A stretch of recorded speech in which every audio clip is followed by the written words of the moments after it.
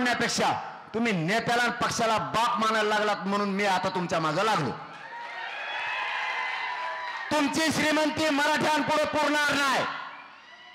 रावणाकडे सुद्धा श्रीमंती होती, खलास झाली खलास.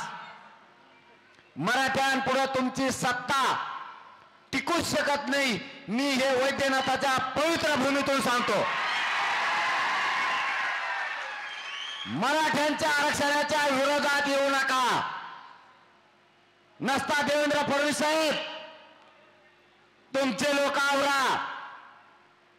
ते जर नाही आवरले, मराठ्यांची लाट ताकदीने उभा राहायला लागली. याला घोंगडी बैठक म्हणते. फडणवीस साहेब, ही सभा नाही. घोंगडी बैठकीला 15 किंवा 50 लोक असते. इथले दोन्ही मंगल कार्यालय भरून लोक बाहेर आहेत.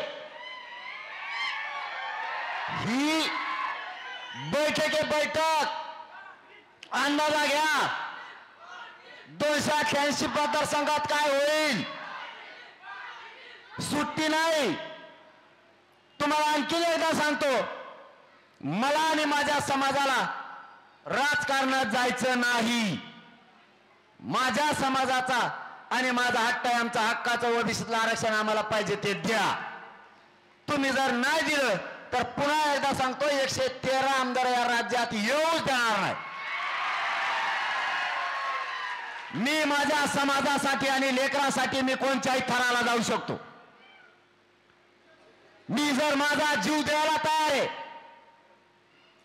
माझ्या समाजासाठी मी माझं सगळं आयुष्य पणाला लावलंय. जर मी माझ्या जातीसाठी जीवाची बाजी लावू शकतो, तर तुमच्या मुंडक्यावर चालता चालता पायही देऊ शकतो. मला माझ्या समाजाच्या लेकराच्या पुढे कोणी दिसत नाही. माझ्या समाजाला झालेला त्रास मी सहन नाही करू शकत.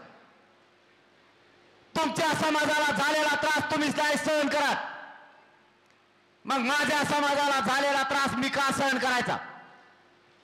तुम्ही तुमच्या जातीसाठी कट्टर आहेत, तर मी माझ्या जातीसाठी का कट्टर असू नये. तुम्ही तुमच्या जातीसाठी कोणत्याही टोकाला जाताय, मग मी माझ्या जातीच्या लेकरासाठी का मरायला मागे सारखावं. मी माझा समाज माझ्यासह आज एक झालाय. मला आज गर्व वाटतोय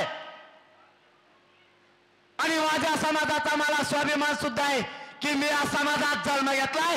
त्या समाजासाठी मला काम करायची संधी मिळाली, म्हणून मी जीव द्यायला तयार आहे. तुम्ही कोण मला आंदोलनापासून रोखणारे.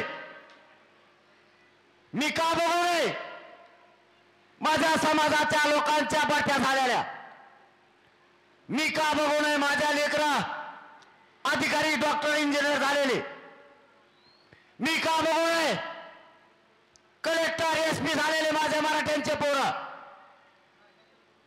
माझ्या मराठ्यांनी कष्ट केलं आणि बघितलं सोपे अधिकारी लोक होण्याचं.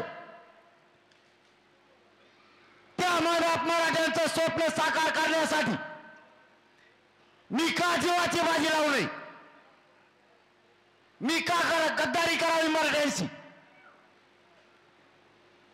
या सत्तेसाठी आणि या राजकारणी लोकांसाठी मी मागं पाऊल माझं का घ्यावं. माझं शेवटचं पण आहे,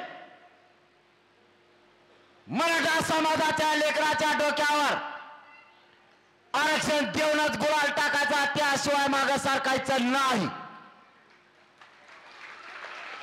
तुम्हाला विनंती आहे, येऊ द्या काय संकट यायची ती. पुढच्या पिढ्या मोठ्या करण्यासाठी संकट अंगावरती झेला. आज सत्ता त्यांच्या हातात आहे. तुम्हाला त्रास होईल सहन करा. तुमचे लेकरं डोळ्यासमोर ठेवा आणि त्रास सहन